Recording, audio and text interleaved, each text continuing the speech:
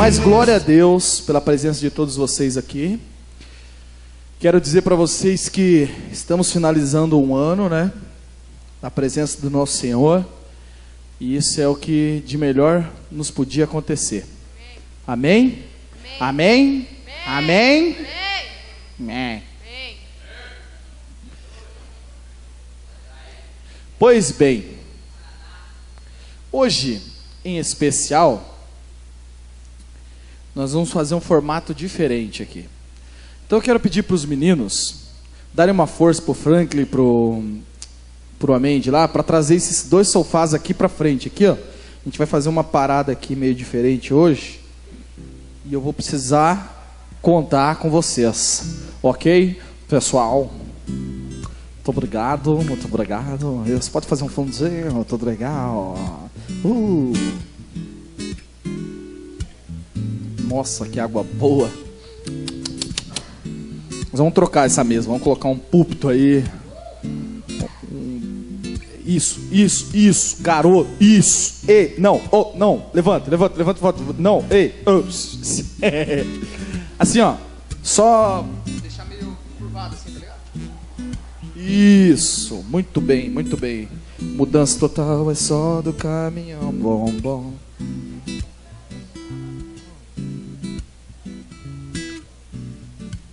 Ai, que água boa, velho. O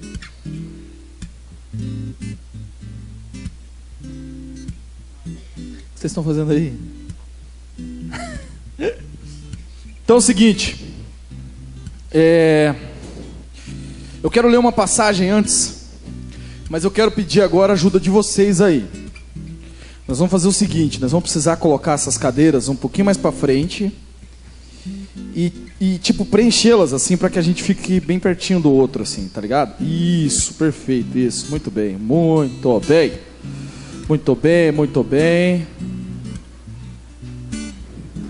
Queria pedir pro pessoal do louvor sentar comigo aqui nessa poltrona aqui, que nós vamos fazer uma ministração conjunta hoje. Pode trazer o violão já, trazer a bateria, o que vocês quiserem.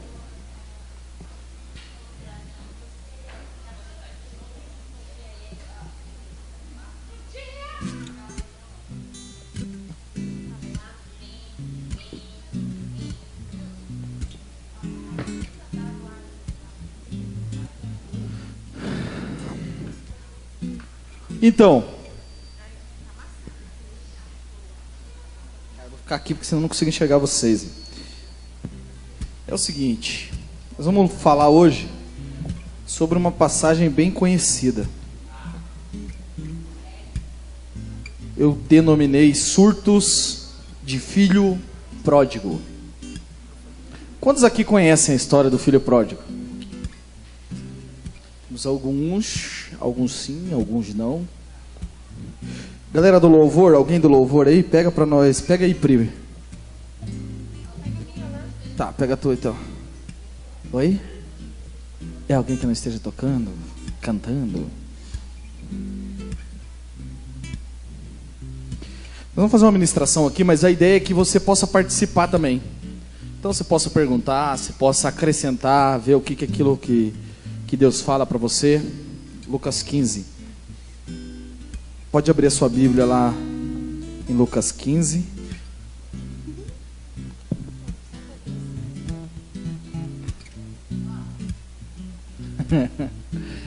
Vamos orar? Feche seus olhos aí.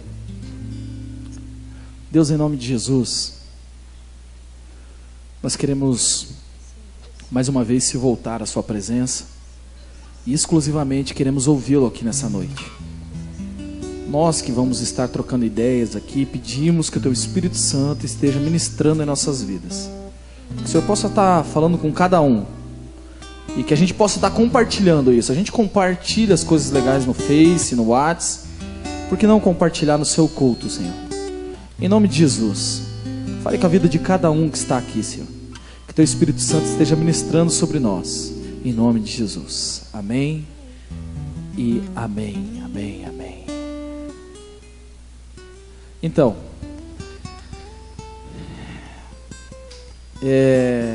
queria chamar a irmã Marzeli aqui.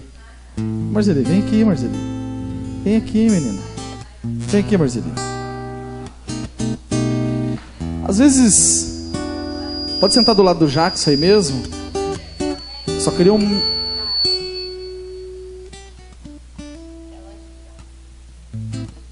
Tem vergonha? A Marceli é uma figura carimbada nossa aqui. Sou eu? É, eles têm que sair da frente da caixa.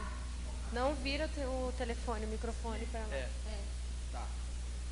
Então, assim tá beleza, né?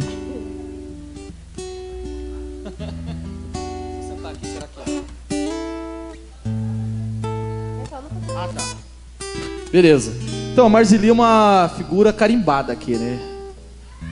A maioria das pessoas do balão conhece a Marceli, mas poucas pessoas conhecem a história de vida dela. Quando eu entrei aqui, eu pensei assim: o que será que aconteceu com essa mulher? Um dia eu tive cara de pau e perguntei. E me espantei com a história que ela contou. E aprendi com a história que ela contou.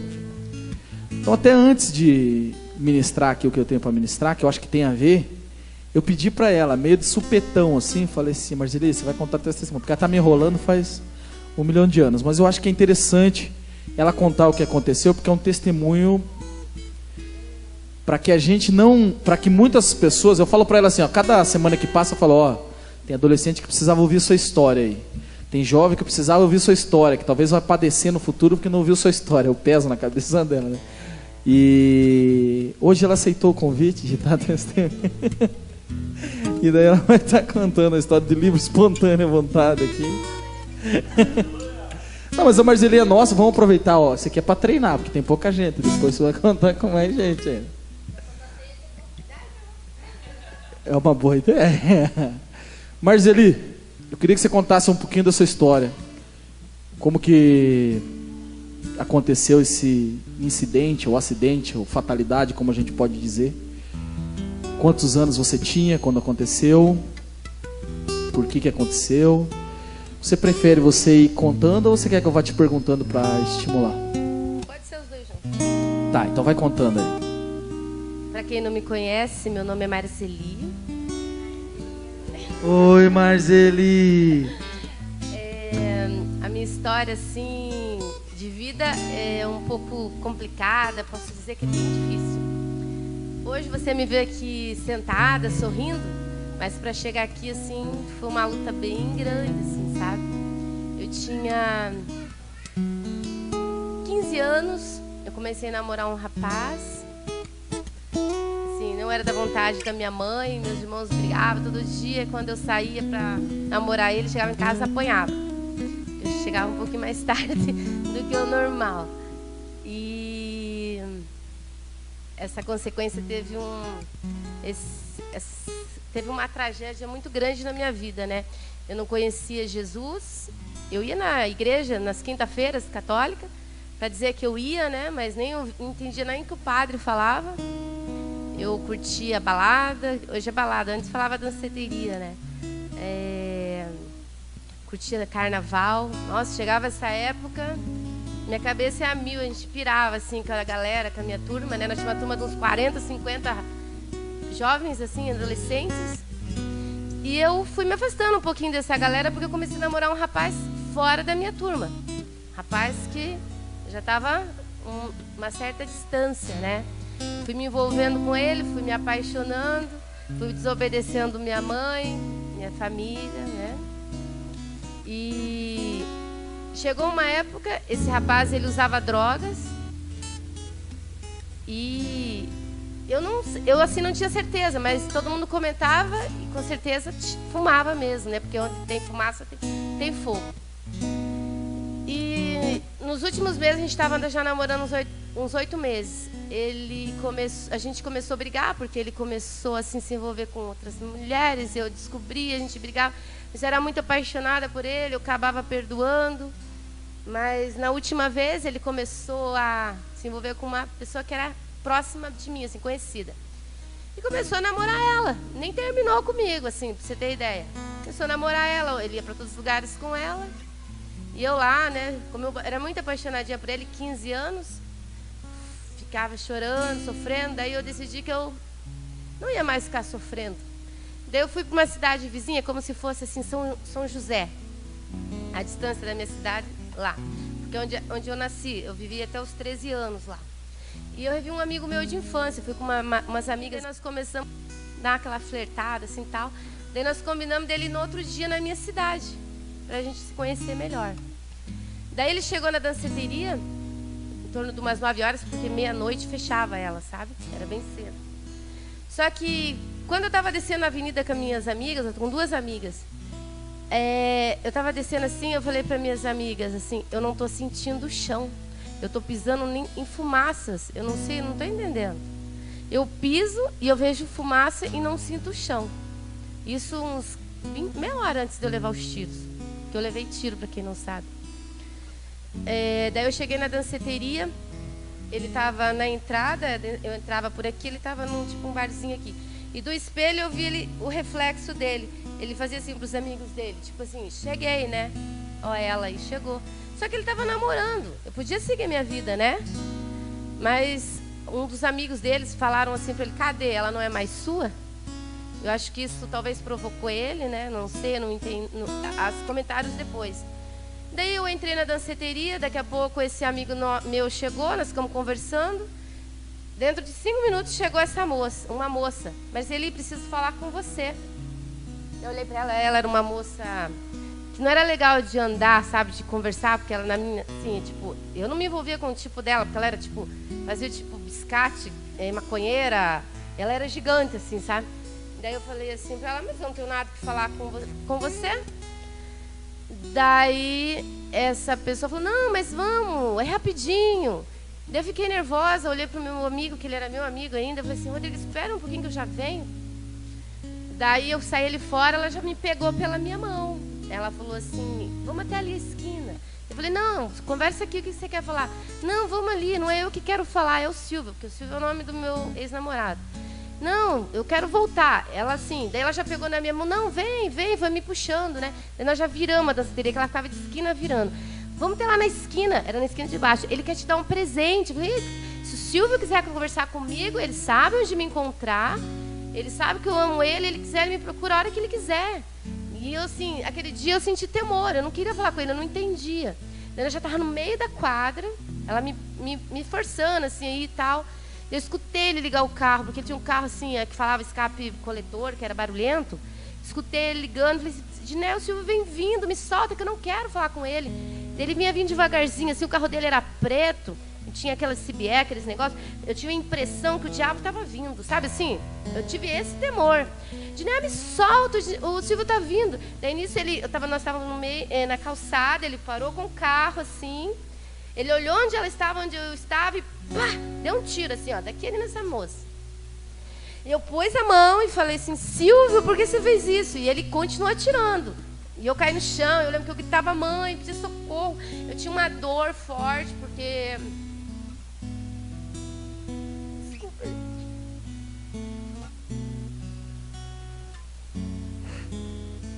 Porque a dor era muito intensa. Eu levei todos os tiros aqui, assim, no peito, assim, no meu braço.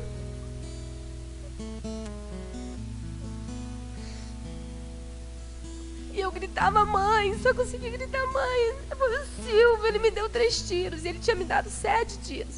Só não me deu mais, porque não tinha, que a arma era automática, saía todos os tiros que pudesse.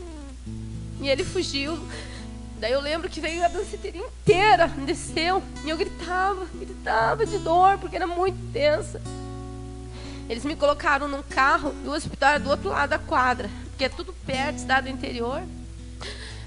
Eu lembro que eu cheguei lá, os médicos falaram assim, coitada, ela estava aqui semana passada, porque eu tive saiu sangue do meu nariz e eu desmaiei, eu olhei para cima e desmaiei, né? Minha mãe ficou preocupada e me levou para fazer observação. E eu lembro que eu fugi do hospital, que eu morava do outro lado da rua. Fui em casa, tomei banho e voltei para levar não quer me liberar, né? Daí os médicos falavam assim, coitada, que azar. Ainda além de tudo, sangue O negativo, gente. É o mais difícil de achar. E eu já estava perdendo todo o sangue. Eles rasgaram toda minha roupa. E um dia antes, a ambulância tinha Eu sofri do acidente, morreu as 3 pessoas que estavam na ambulância, não tinha ambulância para me levar para a cidade a 100 quilômetros, onde eu poderia ter o socorro que eu precisasse. E eu fui de funerária.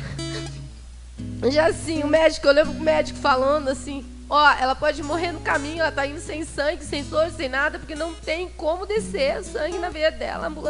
A funerária é muito baixa, não corre o sangue na veia. E eu via tudo isso. Eu não desacordei nenhum momento. Nós chegamos em Umuarama, 100 quilômetros. Chegamos em um hospital errado, não era aquele que estava de plantão. Daí quando nós chegamos no hospital certo, tinha chegado tudo estava fazendo com que eu não me recuperasse, que eu não fosse socorrida. Tinha sofrido um acidente lá, a UTI estava lotada, não tinha nem como me atender. E eles deixaram no lugar, me deram os primeiros socorros. Eu só me lembro que eu acordei no outro dia tentando puxar aqui, porque a dor era demais. E os médicos falavam assim, não puxa não, já tiraram, já tá bom. Daí aquilo parece que foi acalmando, sabe? Parece que queimava. E o médico falou assim pra mim, que ele não sabe como ele estancou veias de dentro de mim, que inchava sangue, assim, sabe? Eles tiraram tudo, abriram aqui, tiraram tudo, lavaram, esterilizaram, porque atingiu o intestino fino, grosso, pulmão, costela, atingiu de tudo. Assim, eu fiquei 2 meses internada naquele hospital.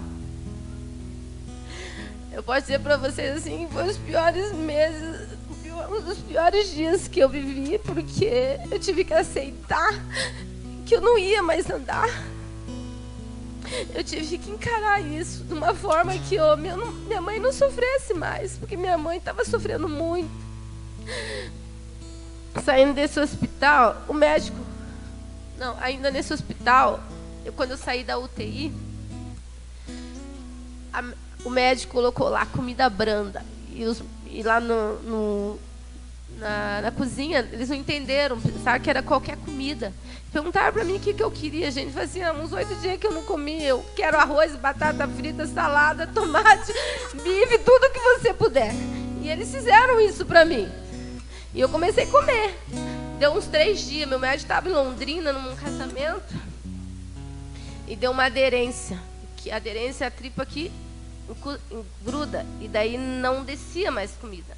Começou a voltar. Onde eu tinha buraco, saía comida. Daí os médicos começaram a enfiar um cano, eu acordava. Normalmente eles enfiam esse cano quando eu estava dormindo. Eu acordava com sonda no nariz. Mandava eu engolir. Vocês não têm noção, assim. Coisas horríveis, assim, que eu passei.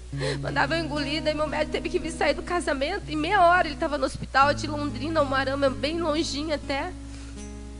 Daí me levaram de novo pro centro cirúrgico. Abriram de novo o mesmo lugar da barriga. Consertaram tudo que estava com problema. Daí vai eu de novo para a UTI, sem beber água, sem nada. Fiquei 16 dias sem tomar água. Daí as tia passava assim, com aquela jarra geladinha. Eu, tia, por favor, então não passa com essa água geladinha perto de mim, que eu quero água. E eu não podia beber nem água. E daí um dia, elas molhavam minha boca, assim, com alguma coisa para minha boca não secar. E elas esqueceram a cumbuquinha aqui do lado. Eu roubava aquele gazezinho que estava lá, eu sugava assim com sede, gente. Você não sabe o que é ter vontade de ter sede. E daí eu perguntei para tia, para enfermeira, tia, se for uma gotinha de água na minha boca, eu vou morrer? Na minha barriga? Ela falava assim, vai. Nossa, gente, vocês não têm noção. Eu achei que eu ia morrer. Daí eu nem sentia mais sede, vinha água na minha boca, assim. E daí os médicos, no outro dia, eles se reuniam todo dia em volta da minha cama. Daí eles falaram assim, o que você tem? Que você tá tristinha? Porque a gente chega aqui, você é a alegria dessa UTI, não para. Porque eu sempre fui assim. Meu morrendo, tava lá. Queria passar batom, queria passar sombra. Tava lá, queria me cuidar. Você não tem noção. Eles achavam engraçado. Daí, eu não. Você quer um pouquinho de água? Não quero água. Mas é só um pouquinho, a gente libera pra você. Não quero água. Daí eles se reuniram e falaram assim, vamos mandar lá pro quarto, que acho que ela tá entrando em depressão. Daí mandava eu pro quarto. Ficava lá um tempo, voltava pra UTI, ficava nessa. E eu tinha muitas dores nas pernas, porque em consequência desses tiros, um dos tiros que passou queimando, passou por dentro do meu pulmão, passou queimando a minha medula. Isso provocou uns choques nas minhas pernas, que eu tenho até hoje. E eu faço tratamento muito complicado, muito caro, envolve muito tudo, assim, é muito difícil para mim. E eles queriam... Daí eu tomava morfina. Morfina, para quem conhece, é para quem está quase morrendo. Para quem está com câncer, que já está no limite de vida. E para eu não sentir essas dores, eles aplicavam cada, assim, 1 hora essa morfina em mim. Então eu vivia muito dormindo, assim, sabe? E nos sonos, assim, eu escutava: ela não vai mais andar, ela não vai mais andar. Daí eles iam me transferir para Brasília, para o Hospital Sara Kubitschek. E eu tive que vir para Curitiba, ficar aqui para fazer um exame. E nesse ficar aqui, eu fiquei 2 meses no Hospital do Trabalhador. E eles cortaram essa morfina porque disse que eu estava viciada. E eu sentia dores, e eles não entendiam. E eram dores fortes, que davam choque nas minhas pernas. E daí eu fiz esse exame, mandaram para Brasília.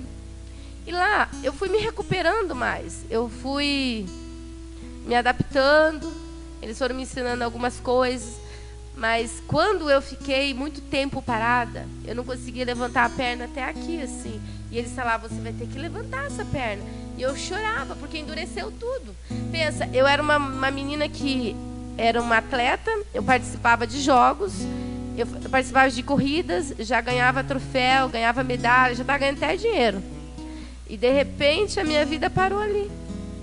E isso, em consequência do quê? Eu não conhecia Jesus, e eu falo assim para Deus: por que eu não te conhecia antes?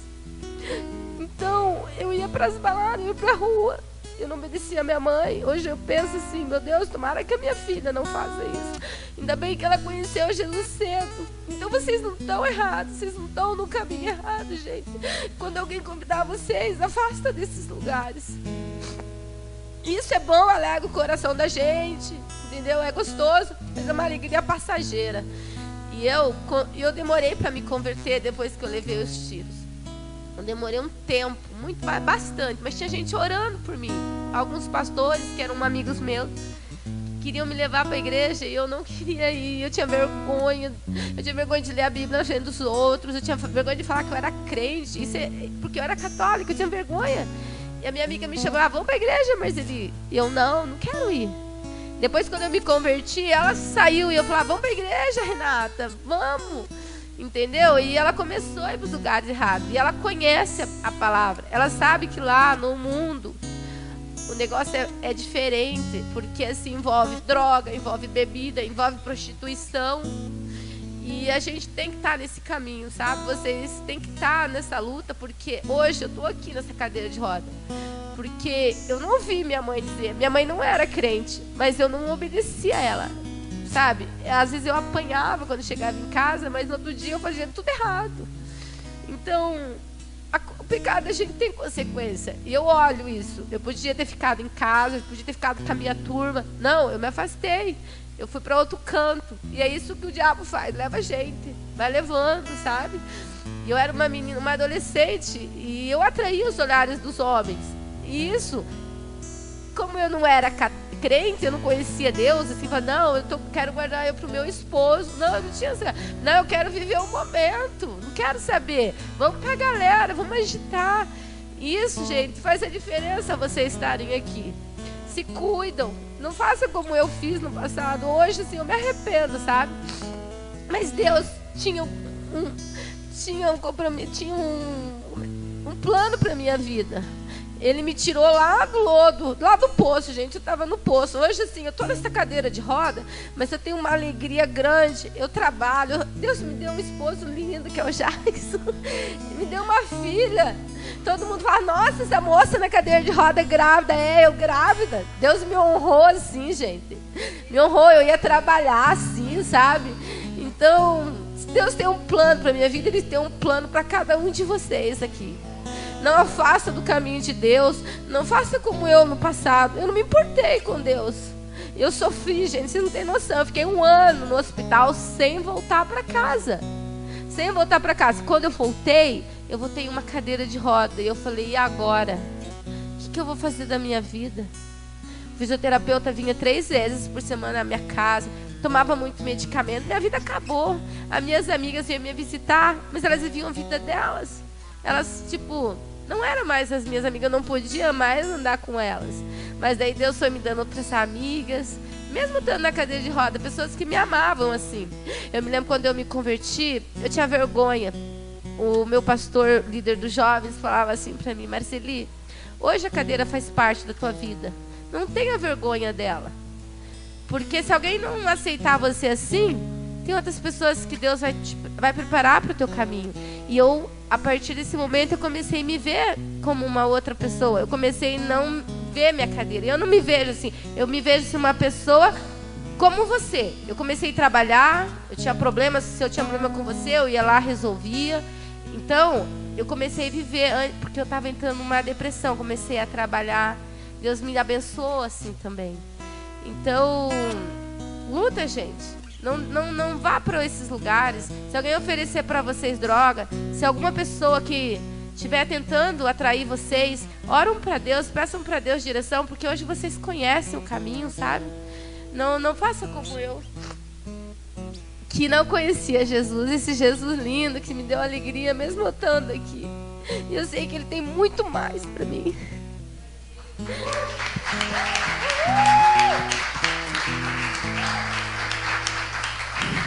Glória a Deus. Quero agradecer a Marceli, porque eu peguei ela de supetão mesmo.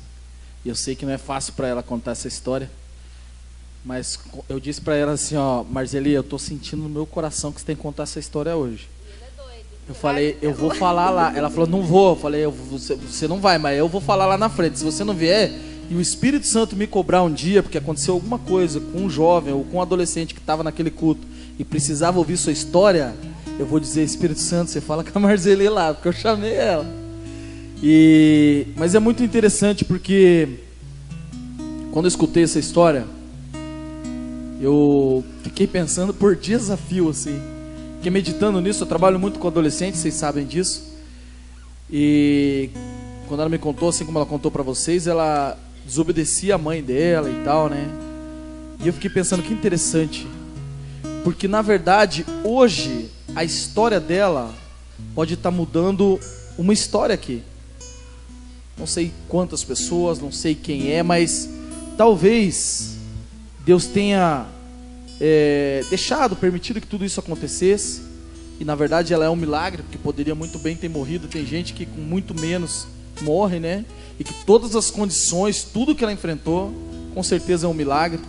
E hoje ela pode estar aqui contando isso, dividindo essa história, dividindo esse milagre. E talvez te inspire na hora que você pensar em desobedecer, na hora que você pensar em começar a se desviar, ir para os caminhos errados. E aí você vai lembrar da história da Marceli, vai lembrar o tanto que ela sofreu, vai lembrar por tudo que ela passou. O Espírito Santo vai resgatar esse testemunho que foi dado aqui hoje. E aí você vai lembrar e vai falar assim, não, preciso voltar para a casa do Pai. E eu tenho certeza que nada acontece em vão. Eu me senti incomodado de uma maneira que eu não aguentei, intimei ela mesmo, falei, vai ser hoje. Nós estamos combinando faz tempo, não é? Estamos combinando, não, vai ser semana que vem, mês que vem. A hora que eu cheguei ali, eu falei, é hoje, Marceli. Ela, não, hoje não. Não, próxima semana, não, é hoje, Marceli. É hoje, eu falei. E graças a Deus ela aceitou o desafio. E tenho certeza.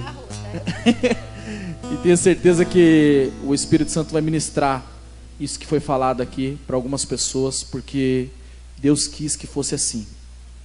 Então que fique guardado isso na sua memória, esse testemunho. Fabrício, hoje eu vejo assim ainda, isso já faz um tempo que aconteceu comigo. Hoje a valorização da mulher aí na rua que a gente vê é pior ainda. Qualquer coisa eles estão matando, estão violentando, estão estrupando e largando por aí. Os pais encontram filhos mortos. Então, você tem que tomar cuidado mesmo. Hoje está pior. Eu vejo assim, mas eu tô nessa estatística aí de mulheres que são tentada homicídio com namorados, com maridos. E você vê muito isso. Então vocês tomam cuidado, fica na direção, não perde o foco de Deus não, gente. Fica mesmo, assim, não saiam. Verdade. E é interessante isso, porque você veja que ano que foi que isso aconteceu? Em 89. Em 89, isso aconteceu numa cidade do interior. Imagina agora. Aí, às vezes a gente pensa assim, né? Porque é uma realidade que parece longe da gente, né? Aí você, aqui na capital, em Curitiba, acha que não pode acontecer com você? Meu, fica nos caminhos do Senhor. Pri, você lê pra gente lá, Lucas 15, do 11 ao 32. Prestem bem atenção, quem tem a Bíblia acompanha, a gente vai debater, conversar aqui, aprender junto, beleza? Jesus continuou: certo homem tinha 2 filhos. O mais moço deles disse ao pai: Pai, dá-me a parte da herança que me pertence. E o pai repartiu os bens entre os 2.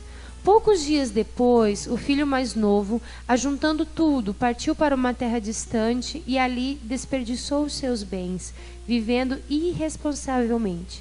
Depois de ter gasto tudo, houve naquela terra uma grande fome e começou a passar necessidades. Então ele foi e se chegou a um dos cidadãos daquela terra, o qual o mandou para os seus campos cuidar de porcos. Ele desejava encher o estômago com as vagens de alfarrobas que os porcos comiam, mas ninguém lhe dava nada. Então, caindo em si, disse: Quantos trabalhadores de meu pai têm abundância de pão e eu aqui passando fome? Eu me levantarei, irei ter com meu pai e lhe direi: Pai, pequei contra o céu e contra ti. Já não sou digno de ser chamado teu filho. Trata-me como um dos teus trabalhadores. Então, levantando-se, foi para o seu pai. Quando ainda estava longe, viu o seu pai e se moveu de íntima compaixão, e correndo o abraçou e o beijou. O filho lhe disse: Pai, pequei contra o céu e perante ti, e já não sou digno de ser chamado teu filho. O pai, porém, disse aos seus servos: Trazei depressa a melhor roupa, vestiu com ela e ponde-lhe um anel na mão e sandália nos pés. Trazei o bezerro gordo e matai-o, comamos e alegremo-nos, pois este meu filho estava morto e reviveu, tinha-se perdido e foi achado, e começaram a festejar. O filho mais velho estava no campo. Quando voltou e chegou perto de casa, ouviu a música e as danças. Chamando um dos criados, perguntou-lhe o que era aquilo. E ele lhe disse: Veio teu irmão e teu pai matou o bezerro gordo, porque o recebeu são e salvo. Mas ele se indignou e não queria entrar. Então, saindo o pai, insistiu com ele. Ele, porém, respondeu a seu pai: Olha, sirvo-te há tantos anos, sem nunca desobedecer às tuas ordens, e nunca me deste um cabrito para alegrar-me com os meus amigos. Vindo, porém, este teu filho, que desperdiçou os teus bens com prostitutas, tu mandaste matar para ele o bezerro gordo. Respondeu-lhe o pai: Filho, tu sempre estás comigo, e todas as minhas coisas são tuas. Era, porém, justo alegrarmos-nos e festejarmos, porque este teu irmão estava morto e reviveu, estava perdido e foi achado. Amém. Quantos aqui já tinham escutado a história do filho pródigo? O filho pródigo é uma história bem, vamos dizer assim, ela é bem falada, né? Se ouve bastante falar do filho pródigo. Embora aqui na igreja faz tempo que eu não escute falar sobre o filho pródigo. E hoje o que eu quero fazer aqui é uma conversa, que a gente possa aprender juntos, assim, que a gente possa estar aprendendo juntos mesmo.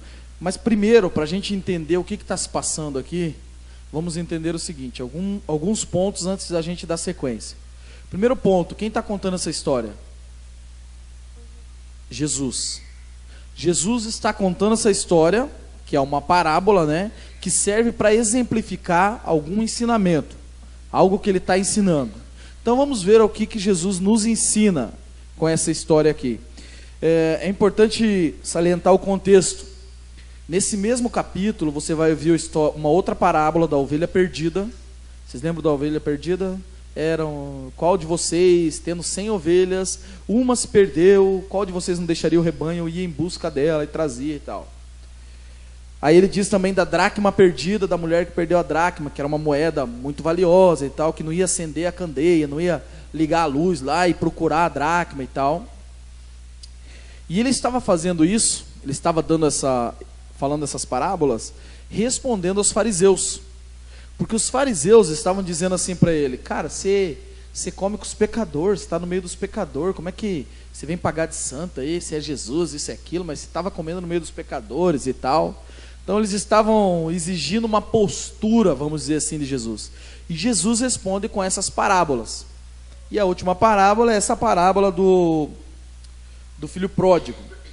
Então eu quero discutir com vocês, e eu quero pedir o auxílio do louvor, que já está trabalhando aqui. Então, para estar compartilhando junto, porque assim, ó, o que acontece? A galera vai ficar meio tímida e tal, então vocês têm que fazer, vocês não podem ficar tímidos, beleza? Então vamos lá. Primeiro episódio, pedido do filho. Quando o filho pede, esse é até um exemplo para você fazer na tua casa. Você não sabe como estudar a Bíblia de repente e tal. Então vamos fazer um estudo aqui que seja mais ou menos um padrão. Como Deus fala comigo, mas como Deus pode falar com vocês também. Pedido do filho. Então a história começa desse jeito. Pedido do filho. Por favor, Priscila, o que você acha? Pedido do filho. O que você tem a dizer? Então, mas o que você tem a dizer? Eu quero saber a sua opinião. O que dá para aprender? Fala aí, Amendi, o que você acha? Isso, quando ele pede. Porque o filho, no começo da história ali, ele chega para o pai, né? E fala: ô pai, seguinte, passa a grana para cá, a minha parte, que eu tô querendo picar a mula.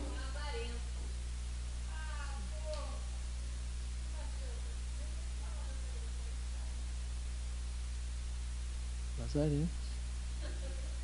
E você, Priscila? Na verdade, ele matou o pai dele, ele que foi dele. Porque herança é uma coisa que você ganha quando a pessoa morre. Se você pega e fala, me dá minha parte da herança, você morreu pra mim. Tipo, não tem importância nenhuma. Jacques, o que você acha dessa o que aconteceu?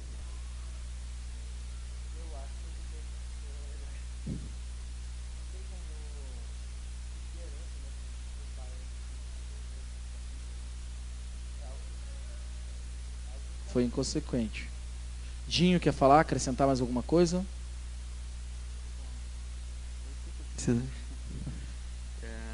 Fazendo uma analogiazinha, tipo quando alguém que nasce na igreja aqui e cansei, quer saber, vou curtir a vida e sair fora no mundão, sabe? Cansei desse jeito aqui, quero sair aqui, uma coisa diferente, né? Eu entendo dessa forma, assim, sabe? Mas concordo também. Legal, alguém quer compartilhar alguma coisa? Eu acho que é tudo isso aí. Mas eu gosto de pensar também, na verdade é isso que vocês falaram, vou colocar só em outras palavras. Eu penso que esse filho, ele era o filho mais novo. Mais novo é problemático, né? Eu sou do meio. Esse filho mais novo, ele é mais ou menos isso que a Pri disse ali. Ele matou o pai na hora que ele pede. Mas mais do que isso, sabe o que eu vejo aqui? Que ele está dizendo assim, ó, eu estou cansado do seu governo. Eu estou aqui, tenho que seguir as suas regras, tenho que seguir aquilo que você determina, tenho que seguir aquilo que você direciona. Quer saber? Cansei. Talvez hoje, para o nosso, vamos dizer assim, para o nosso contexto, talvez nem seja tão impactante, mas isso naquela época era assim muito mais impactante do que agora. Agora é muito triste. Imagina que a Camila chega para o André e para a Denise e fala assim: pai, é o seguinte, venda aí a casa, os carros e me dá a minha parte que eu quero vazar. Ia levar uma surra, eu acho. Não, é muito mais... Hoje já é ruim. E na época era muito mais drástico, era muito mais trágico do que a gente consegue ver hoje. Porque, na verdade, o que estava acontecendo ali... O que estava acontecendo... Eu vou sentar para cá. O que estava acontecendo ali era que o filho estava querendo sair do governo, ele estava querendo sair da direção.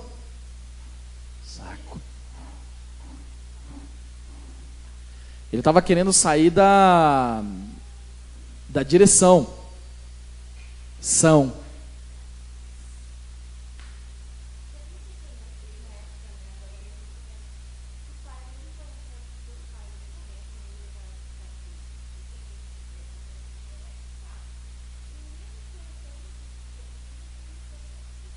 Que interessante, né? Essa era uma parte que...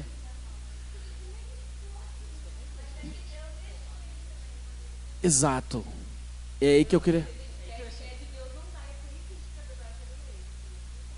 Mas sabe o que acontece? Não faz sentido por essa perspectiva, mas sabe o que acontece? Que na verdade é o seguinte, o que ele está fazendo, ele está querendo sair do domínio do pai. E quando a gente sai da igreja, a gente sai de perto de Deus, a gente está querendo sair do domínio dele. Eu acho que chega a ser agressivo o que ele fez. Tipo assim, pai, você é um incompetente, eu não curto a sua administração. Me dá os meus aí que eu vou partir. E é interessante que este homem, ele dá. Ele fala, beleza, entrega. E aí o filho vai e acontece tudo aquilo que você já sabe. Então, mas eu gosto de comparar assim, que eu acho que essa parábola, ela fala mais da paternidade de Deus do que da própria rebeldia do filho. Porque eu penso que os fariseus, quando escutavam, porque eles estavam ali, eles estavam escutando essa conversa. E aí quando eles escutaram que o cara foi, e aí gastou dinheiro, e acabou tudo lá, e ele vai lá cuidar de porcos, tá quase morrendo. Eu penso que essa hora os caras estavam né, porque eles estavam acostumados com a lei, eles estavam acostumados com a fez paga. Agora tem que sofrer, tem que ralar mesmo, tem que passar por isso mesmo. E é interessante porque eu vejo esse pai como Deus. Eu vejo ele dando, ele falando assim, então vai, você quer? Vai. E eu nos vejo, muitas vezes, eu me vejo nessa história, porque eu vivi uma história parecida, não com Deus mesmo. Eu me sinto que fui um filho pródigo, porque até os 12 anos eu era da igreja e de repente eu não estava satisfeito com aquilo que Deus tinha colocado, com o domínio dele, não estava satisfeito, eu queria a minha liberdade e eu saí, e Deus deixou eu sair. Sabe por quê? Porque às vezes Deus podia não ter deixado também, podia ter me arrebentado de uma maneira ou de outra, e aí eu ia ficar perto dele, né? Porque não, tal, não sei o quê. E eu creio que todos nós temos essa liberdade, Deus faz isso conosco. Deus fala, você quer ir? Tudo bem, vai. E daí você vai, e estou falando de se afastar de Deus, porque ele se afastou do pai, né? Ele se afastou do pai.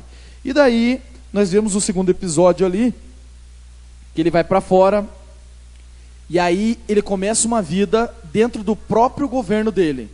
Enquanto a Marzili falava aqui, eu fiquei pensando, né? Ela disse assim, tipo, jovem, não vá para isso, que isso é ilusão. Você vai querer balada, isso é ilusão, cara, isso é passageiro. E eu vejo esse jovem, quando ele toma... Estou pregando aqui já, né, velho? Deixa eu lembrar que eu tenho que compartilhar. Eu lembro que quando esse jovem, eu penso que quando esse jovem entra no domínio dele, ou seja, agora ele está administrando a vida dele. Agora o pai dele ficou lá e ele toca a vida dele. E quando isso acontece, ele tem dois estágios. E um estágio é o estágio da libertinagem, tal, faz, festa, alegria, isso, aquilo e tal. E nos últimos versículos o irmão o acusa de estar com as meretrizes e isso e aquilo. Tipo, prostituta, e beriri barará. Quer dizer, ele, cara, começou a curtir funk e ostentação e por aí vai. Só se arrebentou de lá pra cá. E aí o segundo estágio é que ele começa a se arrebentar, na verdade. O segundo estágio é quando ele começa a sentir as consequências. Então, quando a gente se afasta de Deus, eu vejo que tem duas situações que nos acontecem, iniciais. Uma, no começo você acha que está tudo bem, e cara, eu vivi isso, e conheço pessoas que saem da igreja e começam a viver isso, e vivem isso. Sai, tá beleza, agora eu posso ir para balada, agora eu posso pegar a mulherada, agora eu posso pegar a almarada, porque hoje em dia tá assim, a mulherada também tá pegando, né, velho? Mulherada, não, agora eu posso pegar a almarada, e vou que vou e tal, que foi... E pega bem. Só que depois vem as consequências desse governo. E eu creio que daí o bicho pega. Eu vivi isso. Não, parte do pega bem eu não vivi. Tá, vivi um pouquinho. E Como eu falei assim... O que ela falou? Melhor deixa.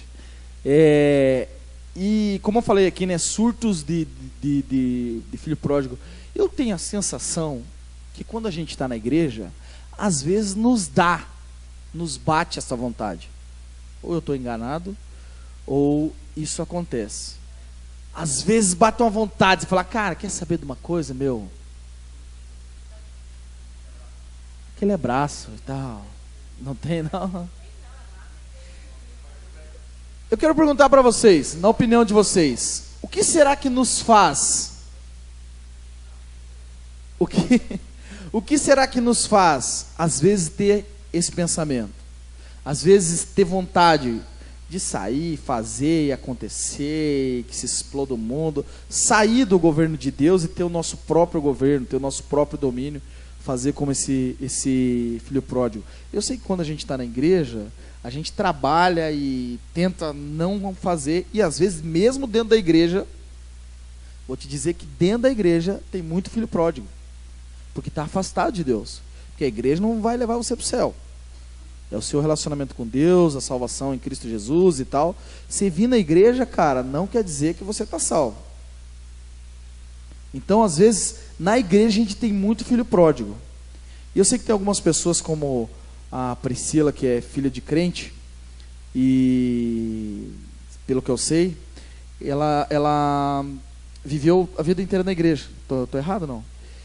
E você não teve momentos que você teve vontade de conhecer o mundo lá fora, de largar? Tu fala a verdade que vai cair um raio aqui, cara. Cadê tua mãe? Tua mãe não tá aí, né? Pega o microfone. Então... Ontem mesmo?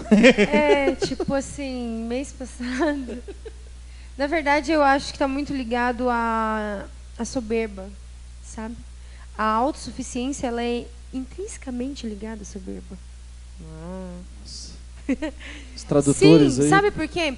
A Bíblia diz justamente isso, que Deus detesta o olhar altivo. E se você olhar o que te faz, falar assim, cara, se Deus é soberano, Deus é todo poderoso, Deus é onisciente, onipotente, onipresente, tudo ausente da vida. Você tem coragem de falar que você sabe cuidar melhor da sua vida do que Ele? Entende? É uma coisa assim. Então, eu tive, na verdade, assim, na adolescência não, mas depois eu tive uma crise esses tempos atrás, assim, há uns 3 meses atrás, que eu tava muito afim, assim, de largar os bets. Largar tudo. Ó, seguinte, vai acontecer sem mim, né? Não sou eu que faço, então vou descansar um pouco, vou ali no barzinho, dar uma relaxada, né? Porque a vida tá muito estressante. Só que, graças a Deus, o relacionamento com Deus, ele te faz ver que não vale a pena, né? A diferença, muitas vezes, de pessoas que realmente saem, é isso que eu falo, né, cara? É muito superficial, assim, é tudo muito glamuroso, muito poderoso, todo mundo é tão forte, todo mundo é tão bom, né? Tudo tão fácil. Não é fácil. Parece tudo lindo, né? Você olha para uma Ana Paula Valadão da vida, você acha que um dia ela quis sair da igreja? E ela quis, ela conta o testemunho. Então, tipo, a gente olha para as pessoas lá e parece que não teve esse caminho, né? Essa maturidade. Então eu vejo... já posso parar de falar? Tá bom, então. Então tá bom. Jackson, você é filho de crente desde pequeno ou não? Não. Se converteu... Eu lembro que você era do hip hop, cara. Eu vou revelar aqui, cara. Olha pra cara do Jackson. Hoje eu peguei na família. Olha pra cara do Jackson. Você consegue imaginar esse cara com uma camisa 5.5, calça XXL, com aqueles tênis do Teletubbies, tá ligado? Aqueles tênis do Teletubbies. Dançando hip hop.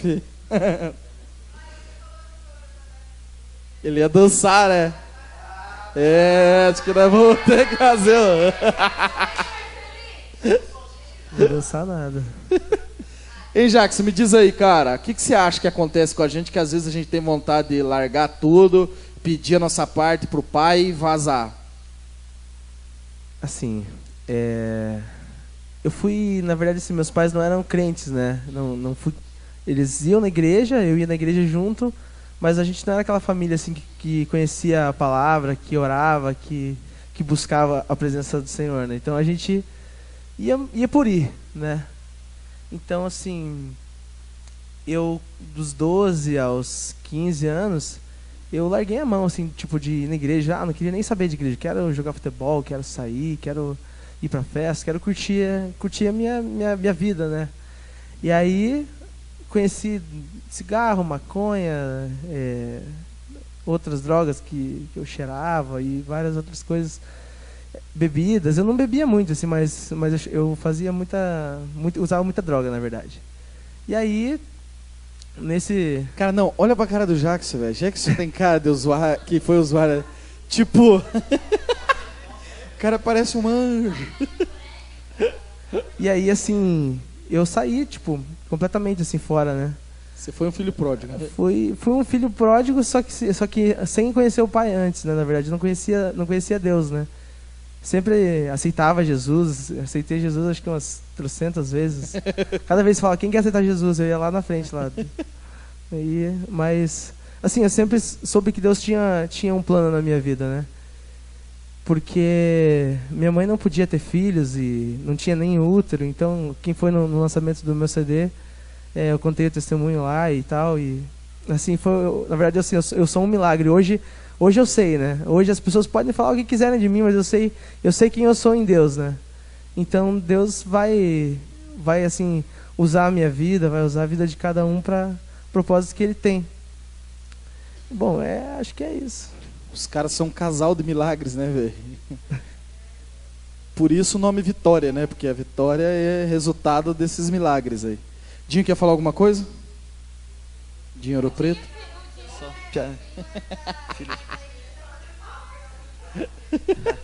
eu sou neto de pastor. A vida inteira na igreja. Pioneiro lá, tô sabendo da história. Inteira. Não, mas eu tive momentos tensos na minha vida também. Eu sempre fui na igreja, a vida inteira, meu avô pastor e tal. E sempre levou pra igreja, né? Então, mas eu ia na igreja, que nem o Jackson falou. E ia por ir, né? Aos 15 anos eu me converti. Nem deu tempo de aprontar nada, assim, sabe? Nada no colégio, de levinho, assim, sabe? Normal, que todo mundo, sabe? Então, com 15 anos me converti. Eu era, tipo, muito ativo na igreja desde muito cedo. Fazia teatro e tal. E daí aconteceu um negócio muito tenso, que eu sofri um acidente uma vez, né? Eu tava muito bem na igreja nessa época. Eu não vou comentar, igual assim, a gente vai chorar de volta e tal. Mas eu sofri um acidente e eu quase morri também. Fui atropelado e tal, e o carro bateu em mim, não sei quantos por hora lá e tal, que todo mundo achou que eu tinha morrido, né? E graças a Deus não aconteceu nada, foi um milagre, assim, bem legal. Outro dia a gente entra em detalhes. E estragou o carro, exatamente, o cara falou, meu carro, que verdade. Tem gente que fala assim, se for atropelado, eu quero ser por um BMW, então, né? Por um Fusca não, né? Cara, dói do mesmo jeito, cara, fui atropelado por um BMW, foi tenso. Fui sério? Uma BMW? BMW. Mas doeu do mesmo jeito, me arrebentei inteiro. Mas, então foi tenso. E nesse momento eu estava muito bem com Deus, sabe? Eu estava na igreja e tal, eu era muito ativo na obra, assim. E foi no meu aniversário de 18 anos, né? Misericórdia. E depois de uns 2 anos, assim, uma pastora lá, ela comentou um pouco sobre isso, sobre esse acidente, por que tinha acontecido e tal, né? Era uma maneira de Deus demonstrar um amor dele, né? Sendo bem breve aqui, né? Resumindo bastante. E depois do acidente eu me converti mais uma vez, eu estava mais firme ainda, né? E trabalhando sempre na obra. Chegou uma época, eu já tinha provações e promessas de Deus sobre a minha vida, eu estava sempre muito bem, sabe? Mesmo assim, depois de tudo isso e oração na minha família e tal, eu muito firme, chegou um momento que eu dei uma desviadinha, sabe? Eu saí, eu tinha brigado com meu pastor lá e tal, e saí da igreja, sabe? Saí daquele ministério, então eu não estava em igreja nenhuma. E nesse intervalinho foi pouco tempo, assim, sabe? Eu sempre mantive muito bem na obra e tal, assim, porque eu não queria deslizar, não queria cometer pecado nenhum, sabe? Porque eu tinha que dar um exemplo, eu pensava assim, né? E é verdade, né? E nesse meio tempo, assim, eu não tinha que dar exemplo pra ninguém, né? Então eu pensei, galera, nunca ninguém me convidava para ir lugar nenhum. Aí surgiu alguns convites, então, vamos aqui, vamos lá, então, não sei o quê. E eu ia, sabe? Mas mesmo assim, não aprontei muita coisa, assim, sabe, muito... não aprontei. Mas, e acho que pelo amor que Deus tinha por mim, da mesma forma, sabe, eu não me deixava, vou me esbaldar agora, que nem usando o Jackson, sabe, vou cair, sabe, bem louco, E eu ia lá, mas eu sempre tinha aquele pensamento assim, nossa, cara, né? Tipo, eu não posso estar aqui. Tanto que durou muito pouco tempo esse intervalo, assim. E já voltei para casa de Deus, né? Acho que no fundo, acho que todo mundo tem em algum momento esse pensamento, assim, tipo, ah, cara, quer saber, meu, tô cansado, eu vou tacar o barco aí, que se dane, vou tomar meu rumo. Às vezes a gente quer sair de dentro do domínio de Deus para ficar dentro do nosso próprio governo. Mas como essa parábola bem diz aqui, é um ensinamento, quando a gente faz isso, a gente tem um momento de ilusão, um momento em que parece bom e depois vem um momento ruim. E eu penso que como tratar isso, como trabalhar isso, como não deixar ceder, como você não fazer como o filho mais novo, ali que pediu as coisas e saiu. Eu penso que é só relacionamento com o pai. Eu acho que se esse menino chegasse para o pai e trocasse uma ideia, como acredito que vocês, eu e tantas outras pessoas aqui fazem, quando estão assim, quando estão passando por essa crise, a vontade de sair, de conhecer o mundo lá fora e tal, de largar tudo, aí você tem que ir para o pai, sentar no café da manhã e falar assim, pai, tô com uma vontade de vazar daqui, tô aguentando mais, meu irmão, ele é chato demais, fica querendo, eu tô querendo vazar daqui, pai. E se você se relacionar com o pai, no caso aqui, né, simbolizando Deus, ele vai te dar as orientações, ele vai te motivar a ficar, te inspirar a ficar. E eu creio que se esse menino mais novo tivesse feito isso, conversado com o pai, obviamente é uma parábola, ele não conta, mas eu penso que se esse cara chegasse, sentasse com o pai assim no café da manhã, de manhã e falasse isso, o pai iria já adiantar, cara, você vai passar por isso, confia na gente, vem cá e tal. Mas não, ele tomou a decisão, você vê que ele não pede. Ele chega com a situação pronta, ele fala assim, pai, é o seguinte, você me passa minha parte, ele pede que seja feita a parte dele, porque ele já está decidido a atacar tudo no dane-se e correr o mundo. E foi o que ele fez. Daí a gente vê, eu vou dar uma adiantada aqui, porque meu tempo já estourou, a Cris já está me olhando, daí não entendeu, né? O verso 17 tem uma situação interessante. Alguém lê ali o começo do verso 17.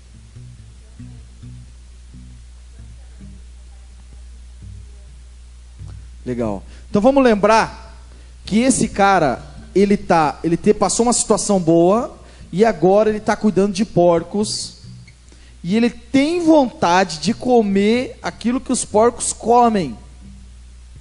Olha a situação que ele está. Ele tem vontade de comer aquilo que os porcos comem. E nem isso a Bíblia diz. Eu cresci a vida achando que ele tinha comido as bolotas lá e no fim parece que nem isso ele comeu, porque não davam isso para ele. E aí ele caiu em si, que é o que diz o verso 17. Ou seja, ele passou todo aquele estágio, agora ele caiu em si. E quando ele cai em si, sabe o que eu penso lendo esse verso? Que ele não simplesmente caiu em si assim, meu pai, isso aqui. Não, mas ele lembrou da bondade do pai dele. Porque lá na casa do pai dele, até os trabalhadores, até os escravos, até os serviçais eram bem alimentados.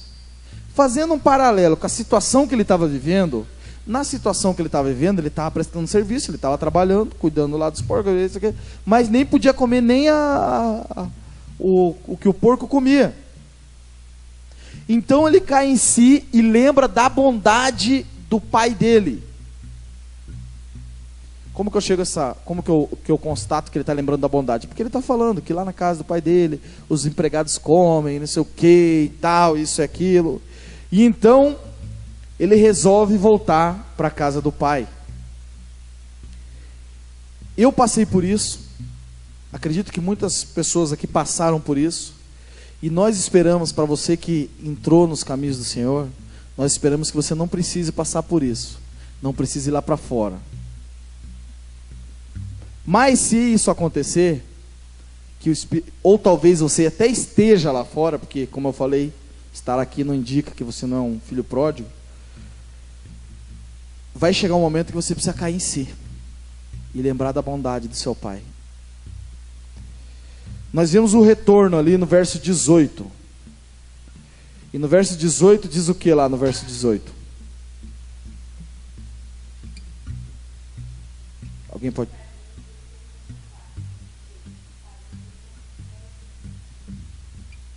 Eu vejo que ele, então, está determinado a voltar. Então ele decide que ele tem que voltar.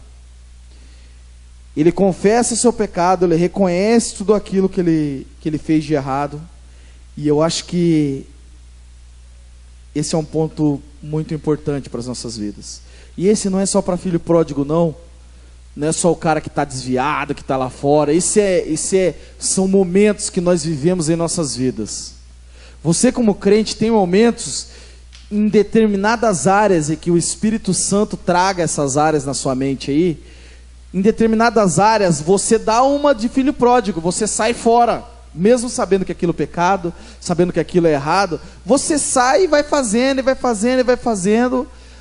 E é necessário que chegue um momento, eu espero que esse momento aconteça hoje, que esteja acontecendo na sua vida, em que você precisa cair em si e entender que o seu pai é bom e que pode te receber de volta, mas que você precisa ir ao encontro dele, reconhecer os seus pecados, confessar os seus pecados e voltar para os braços do pai. Nesse momento, querido, o diabo se utiliza das várias estratégias para nos tornar vítimas daquilo que nós mesmos fizemos. Então ele começa a te acusar.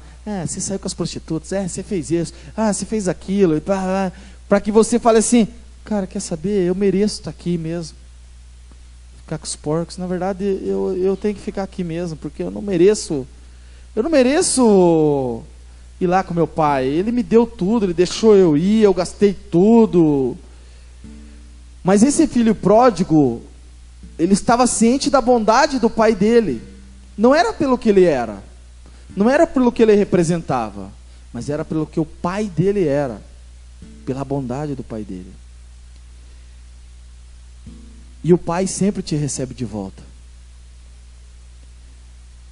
pela bondade dele, não é pelo que você faz. Ele está te dizendo nessa noite, não importa o que você fez ou o que você tem feito, tudo que você precisa fazer é levantar e sair do meio desses porcos e vir ao meu encontro.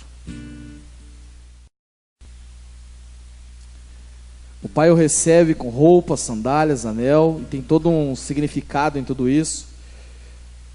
E ele faz uma festa a respeito da volta do filho. E o engraçado é que o filho que ficou, fica chateado. Na hora que o filho está voltando, ele diz, o que está acontecendo aí em casa? Aí o servo diz assim, cara, tá rolando uma festa porque seu irmão voltou. Meu irmão voltou? Eu não vou entrar. Ele ficou chateado. Parece um pouco estranho, mas é exatamente o que acontece na casa de Deus hoje. Exatamente o que acontece aqui.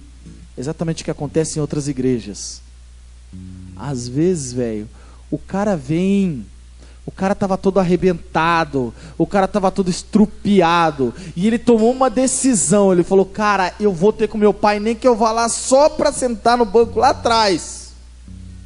E a hora que você vê ele aqui, pensa, agora vem para a igreja. Foi lá, fez tudo errado, e agora ele vem.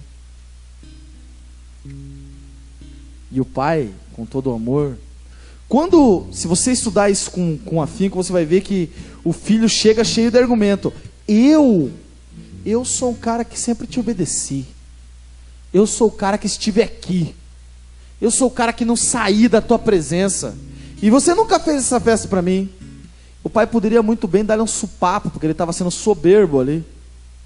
Mas o pai simplesmente falou, cara, isso aqui tudo é seu, filho. Isso aqui tudo é para você. Mas nós temos que comemorar, porque o meu filho voltou a viver. Porque o teu irmão, ele diz, né? O teu irmão, porque quando o filho que ficou se refere ao irmão, ele se refere, ele nem fala, ele fala o teu filho, ele não fala meu irmão. Como quem diz, esse não é meu irmão mais. Mas o pai coloca as coisas no devido lugar. Diz assim: o teu irmão estava morto e hoje vive. Quero dizer para você, finalizando, que vai haver momentos em sua vida, e se você não está atravessando esse momento, ou se você já não atravessou, em que você vai ser o filho pródigo, e vai haver momentos que você vai ser o filho que ficou.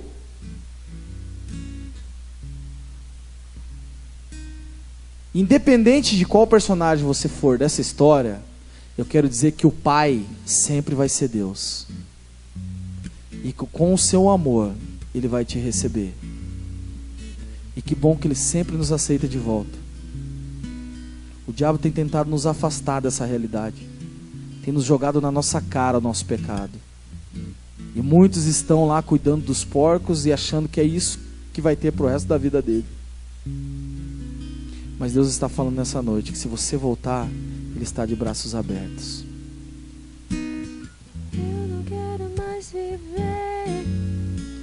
Queria que você fechasse seus olhos. Presença, meu Senhor, hoje quero voltar ao início de tudo, de quando eu era feliz, sentia a tua presença, caminhava ali no seu jardim, te encontrava todo dia, mas me perdi, Senhor, no caminhar.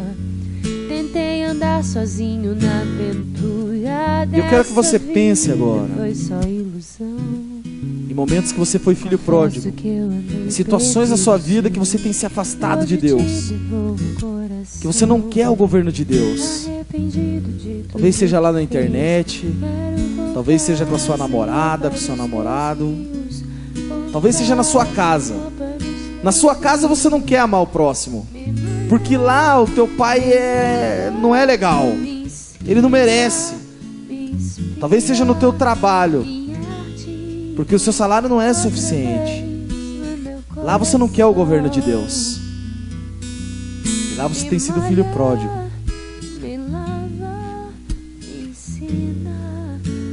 Mas Deus está falando para você nessa noite. Se você se posicionar e se você se voltar para mim, eu estarei aqui de braços abertos. E eu vou te abraçar. E eu vou te colocar uma roupa nova. Eu vou tirar todos esses trapos velhos, toda essa roupa imunda, suja e com cheiro do pecado. E eu vou tirar ela e colocarei umas vestes novas. E eu colocarei sandálias nos seus pés, porque eram os escravos que andavam descalços. Mas você é filho, e eu quero sinalizar que você é filho. E eu vou colocar um anel no seu dedo, te dando, restaurando a autoridade.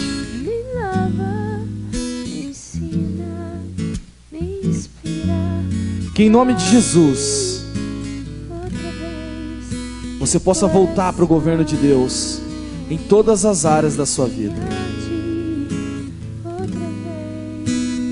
Que em nome de Jesus você possa estar debaixo da autoridade do nosso Pai.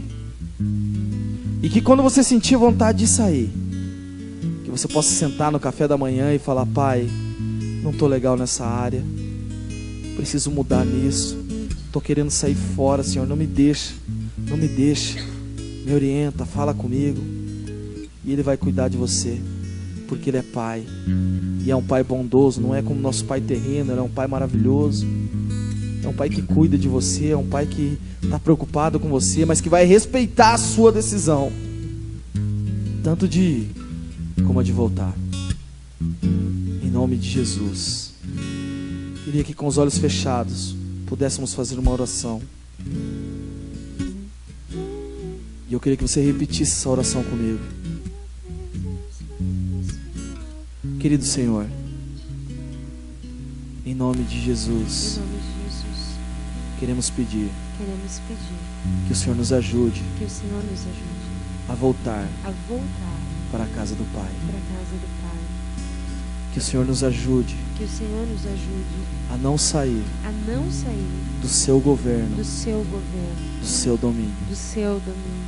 Restaura Restaura tudo aquilo que foi perdido. tudo aquilo que foi perdido. Põe em mim Põe em mim vestes novas. vestes novas. Põe em mim Põe em mim um novo anel, um novo anel, restaurando restaurando a autoridade. a autoridade. Esteja comigo, Senhor, Esteja comigo, Senhor, porque estar em sua casa porque estar em sua casa é a melhor coisa. é a melhor coisa. Estar em seu domínio Estar em seu domínio é o melhor lugar é o melhor lugar onde eu posso estar. onde eu posso estar. Em nome de Em Jesus. nome de Jesus. Amém e amém. Glória a Deus. Levante seu lugar. De braços abertos quero te receber.